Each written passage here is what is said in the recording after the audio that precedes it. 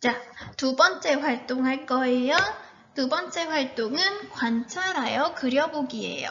준비물을 볼까요? 관찰하여 나타내기 활동지, 학습 꾸러미에 있는 거, 그 다음 연필, 지우개, 관찰할 식물, 곤충 또는 사진. 채소나 과일을 할 친구들도 채소나 과일을 가져오면 돼요. 채소나 과일의 사진도 괜찮아요.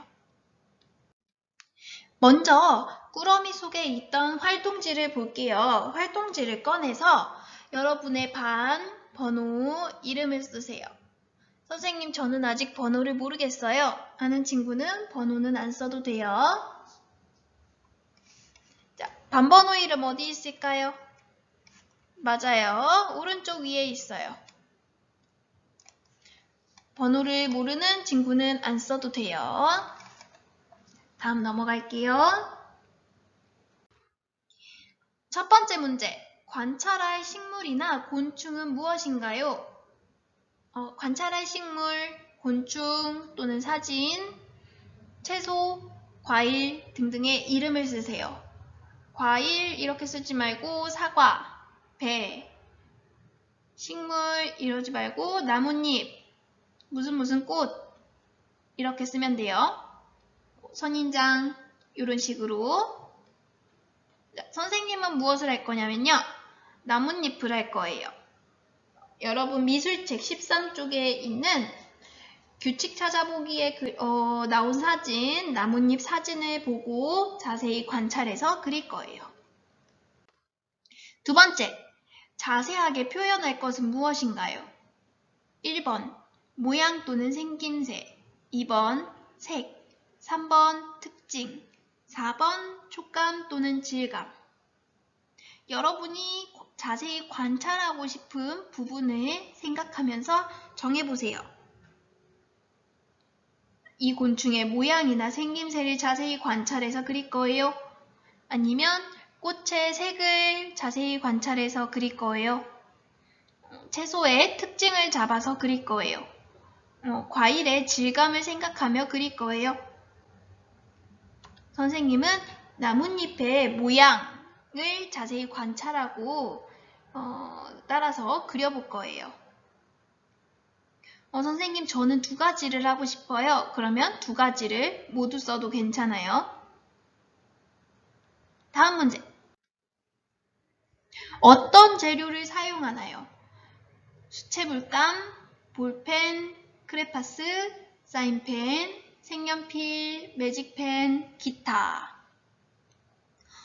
여러분이 자세히 나타내고 싶은 특징에 따라서 재료를 정할 수 있겠지요. 먼저 수채물감을 살펴볼게요. 수채물감은 물의 농도에 따라서 색의 변화를 자연스럽게 나타낼 수 있어요.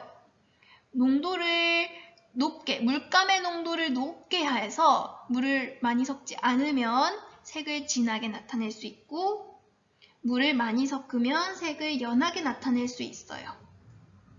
또 붓의 크기에 따라서 색을 넓게도 나타낼 수 있고 좁게도 나타낼 수 있어요. 볼펜을 볼까요? 볼펜은 심이 굉장히 날카로워요. 그렇기 때문에 날카로운 느낌, 거친 느낌을 나타낼 수 있어요. 크레파스를 볼까요? 크레파스는 두껍게 그릴 수 있지요? 네, 그 다음에 거친 느낌도 나타낼 수 있어요. 또 색의 채도가 높기 때문에 색이 선명하기 때문에 색감을 굉장히 잘 보이게 나타낼 수 있어요. 네 번째, 사인펜을 볼게요.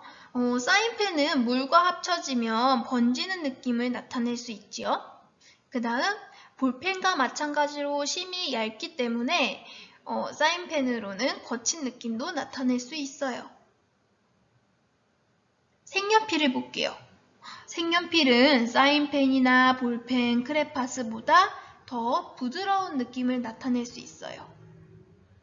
또 색연필은 겹쳐서 칠할 수 있기 때문에 빨강색과 노란색을 겹쳐서 칠하면 색이 섞여서 주황색처럼 보이는 느낌도 나타낼 수 있어요. 그래서 색의 변화를 좀 더 자연스럽게 나타낼 수 있겠지요. 자, 마지막으로 매직펜을 볼게요.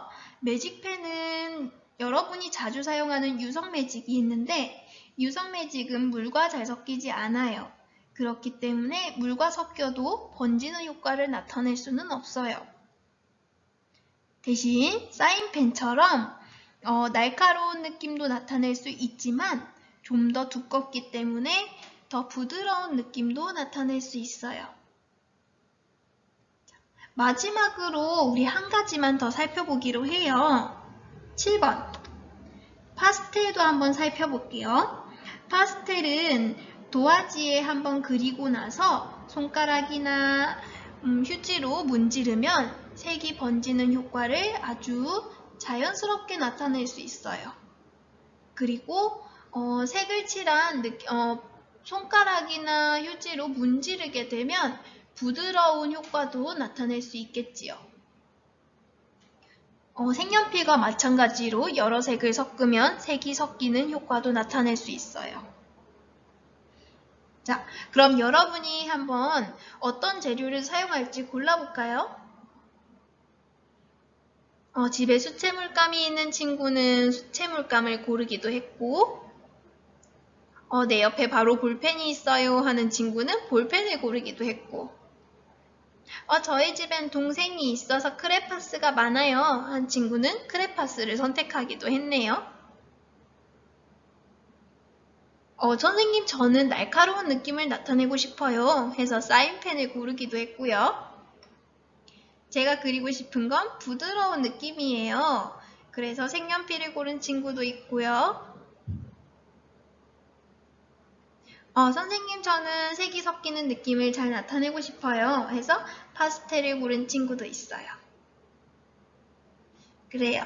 여러분들이 나타내고 싶은, 자세히 관찰하여 나타내고 싶은 물체의 특징에 따라서 재료를 고르면 좀 더 효과적으로 그림을 그릴 수 있어요. 자, 마지막. 그릴 대상을 관찰하고 자세히 본 부분을 연필로 스케치해 볼 거예요. 활동지에 그리는 건 연습지와 같기 때문에 여러분들이 실수하거나 틀려도 괜찮아요. 연습을 한다고 생각하고 그려보세요. 지금은 연필과 지우개로 그리는 거예요.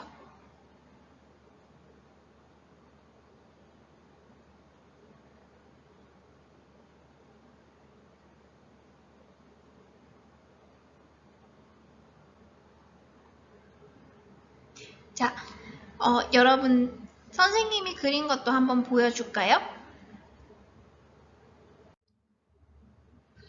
선생님도 연습지에 그렸는데요. 선생님이 아까 어떤 부분을 집중해서 그린다고 했을까요? 맞아요. 나뭇잎의 모양에 집중해서 그린다고 했어요. 모양을 자세히 관찰해 봤더니 13쪽에 있는 사진의 이파리를 보면, 나뭇잎을 보면 가장자리가 뾰족뾰족한 느낌이 나는 것을 볼 수 있었어요. 여러분도 한번 자세히 봐보세요. 가장자리가 뾰족뾰족해요. 또 나뭇잎의 줄기를 보니까 잎맥을 보니 양쪽이 동일하게 갈라지고 있었어요. 똑같이 갈라지고 있지요? 이런 부분을 나타냈고 또 아직 아랫부분은 완성하지 못했지만 나뭇잎의 줄기가 아래로 갈수록 굵어지고 있었어요. 보이나요? 그리고 손을 보니 손톱에 반달 모양의 무늬가 있네요. 손에 주름도 있고요. 이런 부분을 자세히 나타내 보았어요. 자, 여러분도 마저 관찰해서 연습지에 스케치를 해보세요. 그럼 우리는 스케치를 다 하고 다시 만나요. 안녕.